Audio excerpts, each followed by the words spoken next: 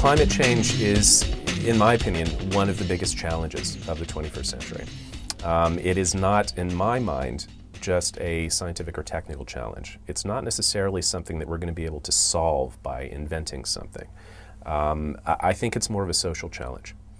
And that is in part because of the migrations that are going to be driven by climate shifts. And, you know, whatever we decide to do today, many of the things that have been going on, increasing, carbon emissions, increasing greenhouse gases, will take a generation or two to play out.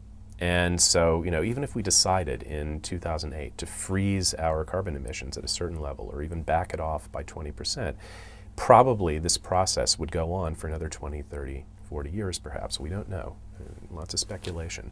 And the idea is that we have set in motion events that our children are going to have to deal with. And I think that, we have to shift our thinking away from next quarter or a year or two down the line and start to think in terms of, so how will we deal with climate refugees in 20, 30, 40 years when things get really bad? How will our children and grandchildren deal with it?